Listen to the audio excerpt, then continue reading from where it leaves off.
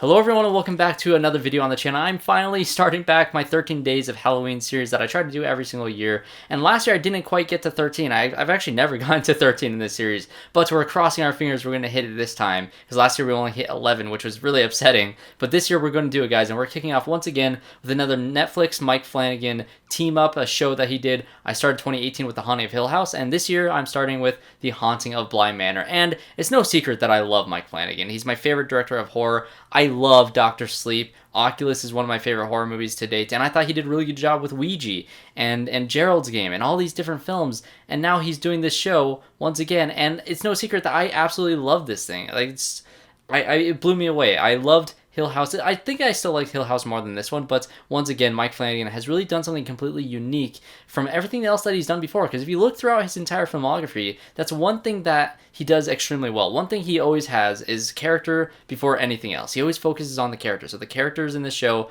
are excellent. But it's not just that, it's the fact that he makes these different ghost stories all in a very unique way, and this show is a gothic romance, which he does say in one of his interviews, and that is extremely true. And I will be getting to spoilers for this season of Bly Manor, so if you guys have not seen it yet, I highly recommend it. If what I just said in that little beginning intro has any interest into you, I think you'll really enjoy this. If you're expecting something that's jump scare every minute, that's not where you're getting into, so a little warning for that. And if you're not really a fan of horror, like I said, it's a gothic romance, so it has its creepy moments, and it has a few really great scares.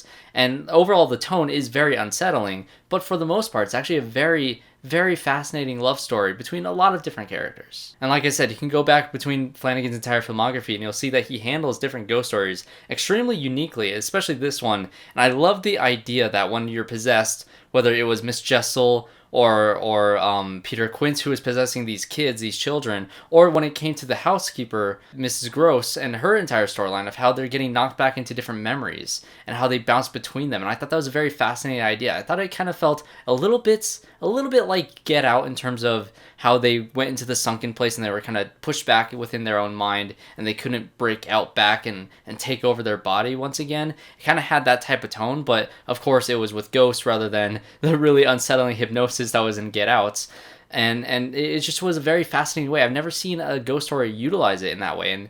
And it kind of deepens the idea that Flanagan has always done, which is behind every ghost is a story behind how they got there, why they're doing the things that they're doing, and what motivations that these ghosts have. They're not just creepy, spectral demon creatures like in the Conjuring universe. Nothing against the Conjuring universe. I love the Conjuring movies, but every single ghost in this show has a purpose and has a want. And I loved all the characters in this show, from the cook to the housekeeper to the groundskeeper to the nanny to the two kids, and then of course you have the uncle, and then all the other ghost characters that you learn more and more about throughout the show. And of course you get to Kate Siegel's character later on in the series, where you find out the entire backstory of why these characters are getting stuck within the grounds of Bly Manor and this curse that she essentially set to this entire place, and how she was always wanting to walk through the manor and eventually find her daughter, which she was torn away from and felt betrayed to by her sister. And this whole entire storyline with her being trapped in this chest and being thrown into the little pond and being the lady of the lake, and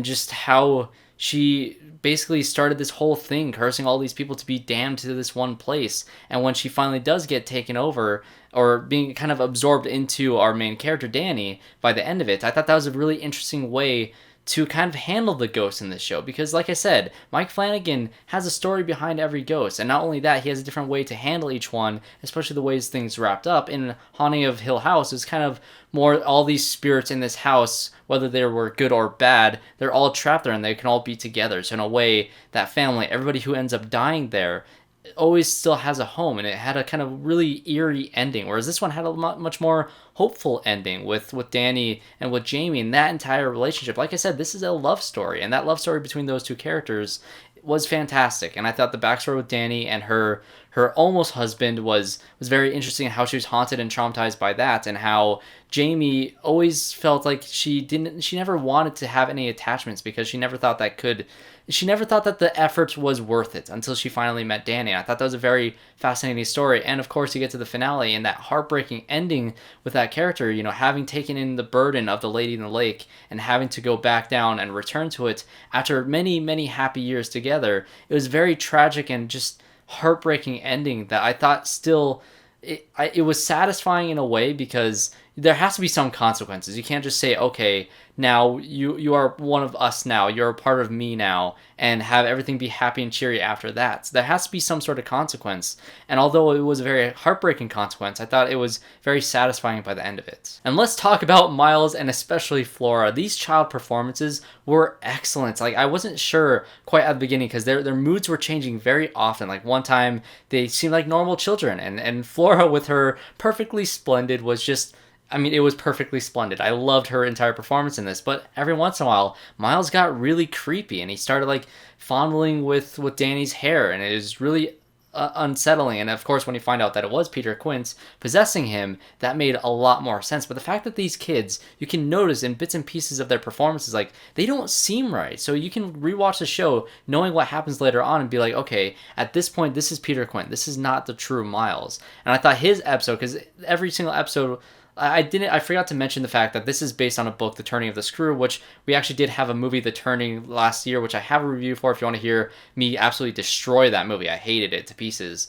But you have that backstory of Miles, of how he had his own episode of going back to his school, his boarding school, and how he got the letter from Flora, and how he would do these terrible things to eventually get back there. And it seemed like this entire series was an anthology within itself, because not only is it based on the Turning of the Screw book, but it's also based on a lot of different Henry James's work in all his different books that he's written throughout the years, and they took bits and pieces from all of them to give each character their own little storylines and their own little adaptation to each book, which I thought worked really well. And I do think you can complain. I think I've heard some people say that sometimes you have a certain ghost that you finally get the backstory to, and then a character kind of just accepts that fact, and that ghost never shows up again. And that happens with Dani's character, and that happens with the uncle character, who he was kind of dealing with his own guilt, the darker side of himself that was haunting him.